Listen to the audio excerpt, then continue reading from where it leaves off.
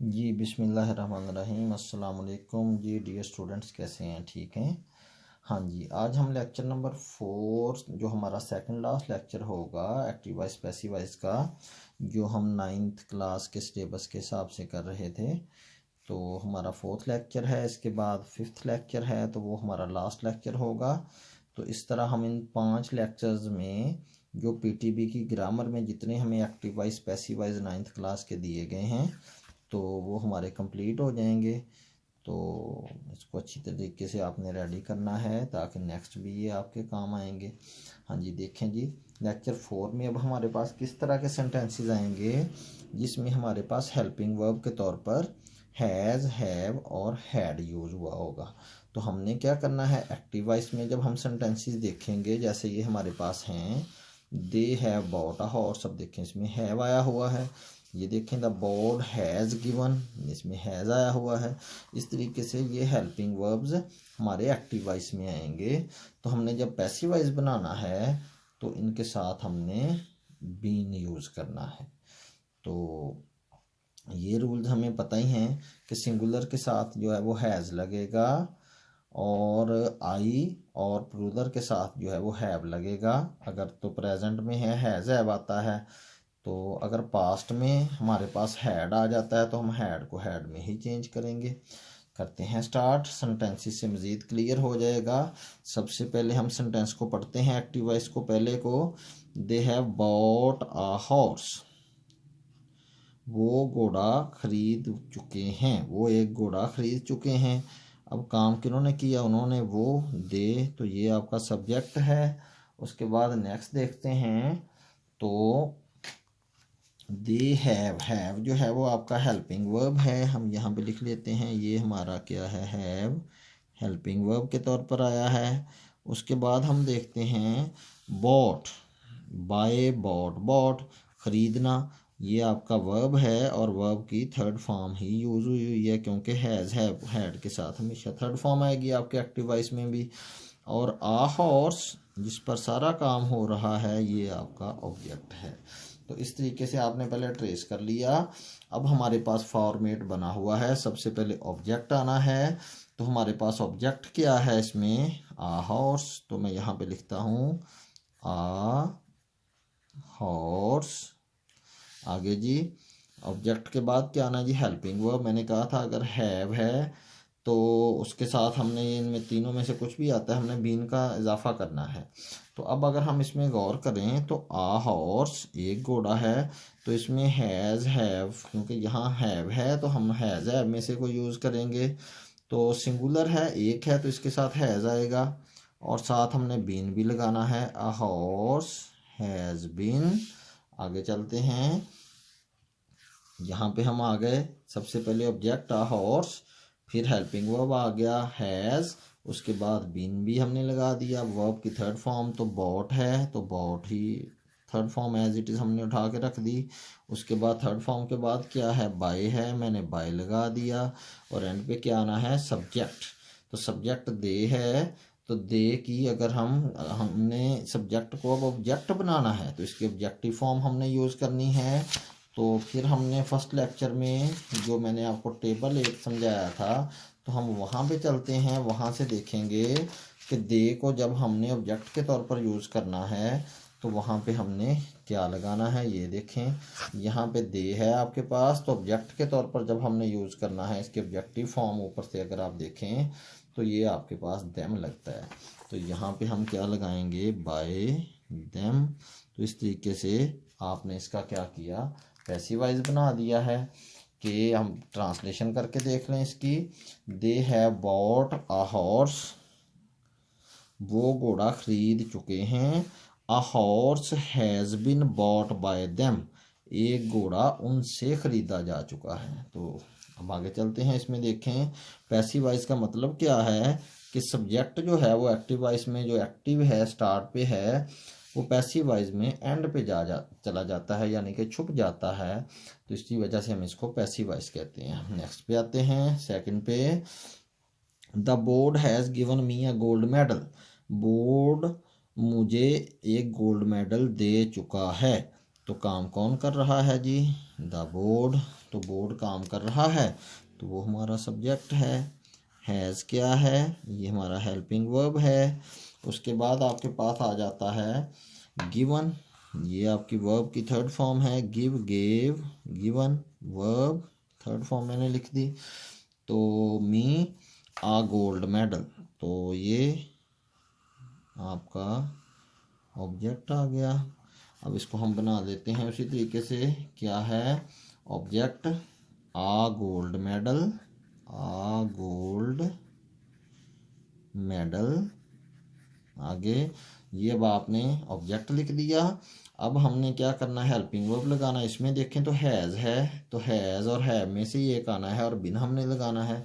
Singular है gold medal एक है, तो हैज़ आएगा और साथ हमने बिन लगाना है। अब देखें हमने कहाँ तक कर लिया। सबसे पहले ऑब्जेक्ट लगाया, ये देखें, फिर हमने हेल्पिंग वर्ब लगाया, हैज़ लगाया, फिर हमने बिन लगाया। अब वर्ब की थर्ड फॉर्म लगाएंगे, वो गिवन आएगा। हैज़ बिन गिवन, किसको, मुझे, गिवन टू मी लगा देंगे और एंड पे बाय लगा के तो हम सब्जेक्ट लगा देंगे, बाय द बोर्ड। तो ये हमारा पैसिवाइज हो गया जी। देखें, the board has given me a gold medal, board मुझे एक गोल्ड मेडल दे चुका है। A gold medal has been given to me by the board, एक गोल्ड मेडल मुझे बोर्ड की तरफ से दिया जा चुका है। तो ये इसमें देखें तो द बोर्ड जो सब्जेक्ट था एक्टिव वॉइस में वो प्रोमिनेंट था, स्टार्ट पे था, अब यहाँ पे एंड पे चला गया यानी पैसिव बन गया। अब हम नेक्स्ट चलते हैं सेंटेंस नंबर 3 की तरफ अपने। तो इसमें देखें, they have not done their job, वो अपना काम नहीं कर चुके हैं। तो हम इसको पहले ट्रेस करते हैं। ये हमारा सब्जेक्ट है, जो काम नहीं जिन्होंने किया तो वो सब्जेक्ट आ गया। ये हमारा हेल्पिंग वर्ब है। तो नॉट जो है वो हमारा इसको नेगेटिव बनाने के लिए है। फिर डू, डिड, डन, तो डन तीसरी फॉर्म है वर्ब की, डू पहली होती है। तो देयर जॉब ये आपका ऑब्जेक्ट है। तो क्या है, they have not done their job, उन्होंने वो अपना काम नहीं कर चुके हैं। तो हमने अपने फॉर्मेट पे आ जाना है। सबसे पहले हम लगाते हैं जी ऑब्जेक्ट हमारे तरीके में कि पैसिवाइज कैसे बनाना है। ऑब्जेक्ट आपके पास है देयर जॉब, उनका काम, तो एक ही काम है, तो उसके साथ हैज़ लगेगा क्योंकि हैव है इधर। तो हमने हैज़ है में से एक सिलेक्ट करना है। अगर तो यहाँ सिंगुलर होगा तो हैज़ लगा देंगे, अगर आई या प्लूरल होगा तो हम हैव लगाएंगे। तो देयर जॉब एक ही जॉब है उनकी, तो उसके बाद हमने हैज़ लगाया। उसके बाद हमने बिन का इजाफा करना है, देयर जॉब हैज़ बिन। अब थर्ड फॉर्म डन आनी है। देयर जॉब हैज़, सॉरी इसमें नॉट है तो हम हेल्पिंग वर्ब के बाद नॉट का भी इजाफा कर देंगे। Their job has not been done. यहाँ तक आ गए, देखें तो फॉर्मेट के साथ मैच कर लें। सबसे पहले ऑब्जेक्ट हमारा था देयर जॉब, हमने वो लगाया। फिर हमने हेल्पिंग वर्ब लगाना था, वो हमने इधर देखा। तो अगर तो हैज़ हैव है तो उनमें से हमने एक चूज़ करना है। तो यहाँ हमें एक्टिव वॉइस में हैव नज़र आ रहा है, तो हमने यहाँ पे देखा कि देयर जॉब जो है वो सिंगुलर है तो उसके साथ हैज़ आएगा। ये अगर नेगेटिव सेंटेंस है तो यहाँ भी हेल्पिंग वर्ब के बाद नेगेटिव आएगा। और फिर हमने बिन का इजाफा करना है, हमने यहाँ पे फॉर्मेट में लिखा हेल्पिंग वर्ब के बाद बिन आ जाएगा। उसके बाद वर्ब की थर्ड फॉर्म आ गई। अब बाय लगा के तो सब्जेक्ट आएगा। सब्जेक्ट क्या है, दे है। तो दे को जब हम ऑब्जेक्ट की जगह लिखते हैं हम दे नहीं लिखते, बल्कि हम उसकी ऑब्जेक्टिव फॉर्म लिखते हैं जो कि देम है। तो their job has not been done by them. तो अब हम इसकी ट्रांसलेशन कर लेते हैं। They have not done their job, वो अपना काम नहीं कर चुके हैं। Their job has not been done by them, उनका काम उनसे मुकम्मल नहीं हो सका है या उनसे नहीं किया गया है। तो यहाँ पे देखें तो दे सब्जेक्ट था एक्टिव वॉइस में, वो एक्टिव था, सबसे फॉर फ्रंट पे पहले था। तो यहाँ पे वो जो है वो लास्ट पे आ गया है, पैसिव हो गया है। अब हम 4 पे चलते हैं। She has not bitten the dog, वो कुत्ते को नहीं मार चुकी है, वो डॉग को नहीं मार चुकी है। शी सब्जेक्ट है जिसने काम किया है, हैज़ आपका हेल्पिंग वर्ब है, और नॉट फिर नेगेटिव के लिए है, बीट बीट बीटन। तो ये आपका आ गया बीटन जो है वो वर्ब की थर्ड फॉर्म है। द डॉग आपका जो है जिस पर सारा काम हो रहा है ये आपका ऑब्जेक्ट है। तो हम फॉर्मेट अपना वही हमारा फॉर्मेट चलना है जैसे है, तो उसी तरीके से हम करेंगे ऑब्जेक्ट, उसके बाद हेल्पिंग वर्ब। सबसे पहले ऑब्जेक्ट लगाएंगे, वो द डॉग है, हमने द डॉग लिखा। अब हमने देखना है कि हेल्पिंग वर्ब कौन सा आना है। इधर देखें तो हैज़ लगा हुआ है, हैज़ या हैव इधर होने का मतलब है कि हैज़ हैव में से ही यहाँ सिलेक्ट होगा। कैसे होगा इसको देखेंगे। अगर तो ये सिंगुलर है तो आप हैज़ लगा देंगे, अगर ये प्लूरल है या आई है तो आप हैव लगा देंगे, एक से ज़्यादा है तो हैव लगाएंगे या आई के साथ। तो मैंने ये हेल्पिंग वर्ब भी लगा दिया। अब देखें तो ये नेगेटिव सेंटेंस हमें नज़र आ रहा है कि नॉट है, तो हम यहाँ भी हेल्पिंग वर्ब के बाद नॉट लगा देंगे, हैज़ नॉट। आगे हमने इजाफा करना है बिन का, हैज़ नॉट बिन। आगे थर्ड फॉर्म लगानी है बिटन, हैज़ नॉट बिन बिटन। आगे बाय, और एंड पे सब्जेक्ट शी को जब हम ऑब्जेक्ट के तौर पर यूज़ करते हैं इस सब्जेक्ट को, तो उसका ऑब्जेक्टिव फॉर्म होती है हर। तो ये हमने सेंटेंस कंप्लीट कर दिया। द ट्रांसलेशन कर लें, she has not bitten the dog, वो डॉग को या कुत्ते को नहीं मार चुकी थी। The dog has not been bitten by her, कुत्ते को उससे नहीं मारा जा चुका है। अब हम आगे चलते हैं। दे हैड, फिफ्थ सेंटेंस में, they had gained nothing, they had gained nothing, वो कुछ हासिल नहीं कर चुके थे। अब हैड आ गया है इसमें, जब इधर हैड है तो आपके पैसिव वॉइस में भी हैड जाएगा। पहले हम ट्रेस करते हैं। दे आपका क्या है जी, सब्जेक्ट। हैड क्या है आपका हेल्पिंग वर्ब। गेन्ड क्या है आपका वर्ब की थर्ड फॉर्म है। और नथिंग क्या है आपका ऑब्जेक्ट है। तो अब हम अपने फॉर्मेट के मुताबिक चलते हैं। सबसे पहले ऑब्जेक्ट आता होता है तो नथिंग सबसे पहले आएगा। अब हैड है तो इधर भी हैड ही आना है, और साथ हमने बिन का इजाफा करना है, नथिंग हैड बिन। उसके बाद थर्ड फॉर्म वर्ब की गेन्ड, उसके बाद बाय लगा के तो हमने सब्जेक्ट लगाना है, सब्जेक्ट दे है। तो जब इसको हमने ऑब्जेक्ट की जगह पे यूज़ करना है तो इसकी ऑब्जेक्टिव फॉर्म होती है देम। तो अब हमने इसका पैसिव बना दिया। ट्रांसलेशन कर लें, दे हैड गेन्ड नथिंग, उन्होंने कुछ हासिल नहीं किया था। Nothing had been gained by them, उनसे कुछ हासिल नहीं किया गया था। तो ये आपके पास आ गया जी फिफ्थ सेंटेंस। अब हम आते हैं जी सिक्स सेंटेंस पे। तो सिक्स में क्या है, he had told me to do it, उसने मुझे बताया, उसने मुझे इसे करने का कहा था या बताया था। तो हम इसको ट्रेस करते हैं। सबसे पहले ही क्या है, सब्जेक्ट है। हैड क्या है आपके पास, हेल्पिंग वर्ब। अगर इधर एक्टिव वॉइस में हैड है तो पैसिव वॉइस में भी हैड जाएगा। टोल्ड क्या है आपके पास, वर्ब की थर्ड फॉर्म है। मी आपके पास क्या है, ऑब्जेक्ट है। तो टू डू इट आपके पास एडिशनल इंफॉर्मेशन आ जाती है। अब हम इसको बनाते हैं अपना पैसिव वॉइस। सबसे पहले ऑब्जेक्ट आना है, तो ऑब्जेक्ट मी है। इसको जब हमने सब्जेक्ट की जगह सबसे पहले यूज़ करना है तो हम मी को यूज़ नहीं कर सकते। टेबल पे चलते हैं, अगर मैं आपको दिखाऊं स्टार्ट वाले पे, तो जैसे हम आई की जगह पे मी लगाते हैं तो इसी तरह हम मी की जगह पे जब सब्जेक्ट के तौर पर यूज़ करेंगे तो आई का यूज़ करेंगे। तो मैं यहाँ पे लिख देता हूँ जी, जब मैंने इसको ऑब्जेक्ट को स्टार्ट पे लाना है तो मैं इसकी सब्जेक्टिव फॉर्म लिखूँगा, यानी आई लिखूँगा। आई हैड, आगे बिन लगेगा, हेल्पिंग वर्ब भी लग गया, हैड उधर है तो हैड ही इधर, और उनके बाद बिन। आई हैड बिन, आगे वर्ब की थर्ड फॉर्म। टोल्ड, मुझे बताया गया था। टू डू इट, ये एडिशनल इंफॉर्मेशन ले लेते हैं इसको करने का, किससे, बाय लगा के एंड पे आएगा आपका सब्जेक्ट।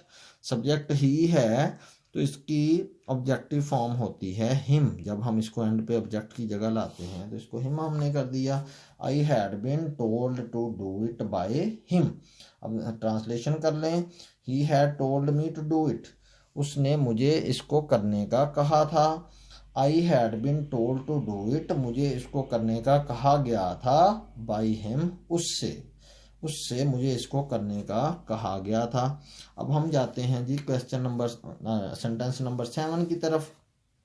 एक्टिव वॉइस है आपका, they had not done their homework, वो अपना होमवर्क नहीं कर चुके थे। तो हम इसको करते हैं। सबसे पहले आपका सब्जेक्ट आता है दे, उसके बाद आता है हेल्पिंग वर्ब हैड, नॉट जो है वो नेगेटिव के लिए है, डन जो है वो आपके पास वर्ब की थर्ड फॉर्म है, देयर होमवर्क ये आपके पास ऑब्जेक्ट है कि इस पे काम हो रहा है, होमवर्क पे, ये ऑब्जेक्ट आ गया। अब हम इससे पैसिव वॉइस बनाते हैं, तो कैसे बनाएंगे, देयर होमवर्क, देयर होमवर्क, सबसे पहले हमने ऑब्जेक्ट लाना होता है, देयर होमवर्क। अब अगर इधर हैड है तो इधर भी हैड ही आएगा, ऑब्जेक्ट के बाद हमने हैड लगा दिया हेल्पिंग वर्ब के तौर पर। उसके बाद ये नेगेटिव है तो हेल्पिंग वर्ब के बाद हम नॉट का यूज़ इधर भी, इसको भी नेगेटिव कर देंगे। देयर होमवर्क हैड नॉट, आगे हमने बिन का इजाफा करना है, हैड नॉट बिन, वर्ब की थर्ड फॉर्म क्या है जी इसमें, डन बाय लगा के एंड पे सब्जेक्ट आना है, सब्जेक्ट दे है तो दे तो नहीं आ सकता, इसकी ऑब्जेक्टिव फॉर्म लगेगी bye them. Their homework had not been done by them, उनका होमवर्क उनसे नहीं किया जा चुका था। तो हम इसकी फिर मुकम्मल ट्रांसलेशन कर लेते हैं। They had not done their homework, वो अपना काम नहीं कर चुके थे। Their homework had not been done by them, उनका होमवर्क उनसे नहीं किया जा चुका था। तो ये थे हमारे डियर स्टूडेंट्स हैज़, हैव और हैड वाले सेंटेंसेस। अब 2 सेंटेंसेस हमारे जो हैं वो इससे थोड़े सेपरेट थे तो मैंने उनको अलहदा लिख दिया है। उसमें हमारे पास जो हेल्पिंग वर्ब्स आते हैं वो विल हैव और शैल हैव आएंगे। तो हमने क्या करना है, यही यूज़ करने हैं, विल हैव और शैल हैव, और उनके साथ हमने क्या करना है, बिन लगा देना है। Will have bin, shall have been use करेंगे। तो अब आई और वी के साथ हम शैल हैव यूज़ करते हैं और बाकी तमाम के साथ हम विल हैव यूज़ करते हैं, इसको हमने माइंड में रखना है। तो हम इसको करते हैं। आपके पास आ गया जी active voice, we shall have killed the snake, हम सांप को मार चुके होंगे। तो ये अब आता है आपका फ्यूचर में। शैल और विल जो है तो हम इसको पहले ट्रेस कर लेते हैं। ये हमारे पास सब्जेक्ट है, शैल है वह आपके पास आ गया जी हेल्पिंग वर्ब है, और किल्ड ये वर्ब की थर्ड फॉर्म है आपके पास, किल, किल्ड, किल्ड। उसके बाद आ गया द स्नेक, आपके पास आ गया ऑब्जेक्ट के तौर पर। तो ये आपके पास आ गया जी, आपने सेंटेंस को ट्रेस कर लिया। अब तरीकाकार हमें पता है। सबसे पहले आपका आना है जी ऑब्जेक्ट, तो मैंने द स्नेक ले लिया जो आपका ऑब्जेक्ट है। द स्नेक अकेला है, इसके साथ हम शैल तो नहीं लगा सकते। आई और वी के साथ मैंने कहा था कि आपने शैल हैव यूज़ करना है, बाकी तमाम के साथ विल हैव। तो स्नेक है, इसके साथ हम लगाएंगे द स्नेक विल हैव लगा के, और साथ हमने इजाफा क्या करना है, बिन का, द स्नेक विल हैव बिन। उसके बाद थर्ड फॉर्म आपकी एज इट इज़ आनी है, वो किल्ड है, तो वहीं से हमने ये उठा के लिख दी, the snake will have been killed by लगा के, तो सब्जेक्ट लगाना है। सब्जेक्ट क्या है, वही है, तो इसको हम जब ऑब्जेक्ट की जगह यूज़ करेंगे वही तो नहीं लिखेंगे, इसकी ऑब्जेक्टिव फॉर्म है अस होती है। तो the snake will have been killed by us. तो हम इसको फिर ट्रांसलेशन कर लेते हैं, we shall have killed the snake, हम सांप को मार चुके होंगे। The snake will have been killed by us, सांप हमसे मारा जा चुका होगा। अब लास्ट सेंटेंस इस लेक्चर का जी 9 number, we shall have finished our work, हम अपना काम मुकम्मल कर चुके होंगे by March next, next March तक या अगले मार्च तक। तो यहाँ पे अगर आप देखें तो हम ट्रेस कर लेते हैं। सबसे पहले ये सब्जेक्ट है, फिर शैल है वह आपका क्या है, ये हेल्पिंग वर्ब है। उसके बाद फिनिश्ड है आपके पास वर्ब की थर्ड फॉर्म है। आवर वर्क ये आपका ऑब्जेक्ट है कि जिस पे आप काम कर रहे हैं, और बाय मार्च नेक्स्ट जो है वो आपके पास एडिशनल इन्फॉर्मेशन है। तो हम इसको कर लेते हैं। सबसे पहले हमने ऑब्जेक्ट यूज़ करना है आवर वर्क, आवर वर्क। तो ये भी मैंने कहा इसके साथ क्या आएगा, दोनों में से हेल्पिंग वर्ब्स में से आई और वही होता, यहाँ पे तो शेल हैव आना था, उसके अलावा बाकी तमाम के साथ विल हैव। तो आवर वर्क के साथ भी क्या आएगा जी, विल हैव हेल्पिंग वर्ब भी हमने लगा दिया, और साथ हमने बिन का इजाफा करना है, वो भी हमने कर दिया। Our work will have been, आगे वर्ब की third form finished, our work will have been finished by March next. तो ये हमने इजाफी इंफॉर्मेशन लगा दी, और एंड पे फिर बाय लगा के हमने सब्जेक्ट भी लगाना है, बाय लगाया, सब्जेक्ट है वही। तो इसकी जब हमने ऑब्जेक्टिव फॉर्म यूज़ करनी है, एंड पे जब हम ऑब्जेक्ट के तौर पर लेके जाएंगे तो वही की जगह अस आ जाएगा। तो अब देखें, तो our work will have been finished by March next by us. तो ट्रांसलेशन कर लें, we shall have finished our work by March next, हम अगले मार्च तक अपना काम मुकम्मल कर चुके होंगे। Our work will have been finished by March next, हमारा काम अगले मार्च तक मुकम्मल हो चुका होगा बाय अस, हमसे। तो ये डियर स्टूडेंट्स आपका लेक्चर नंबर 4 कंप्लीट है। तो नेक्स्ट आपके लेक्चर नंबर 5 में जितने सेंटेंसेस हैं इंशाल्लाह उनको हम कवर करेंगे। तो नेक्स्ट लेक्चर के लिए तक के लिए फिर अल्लाह हाफिज़।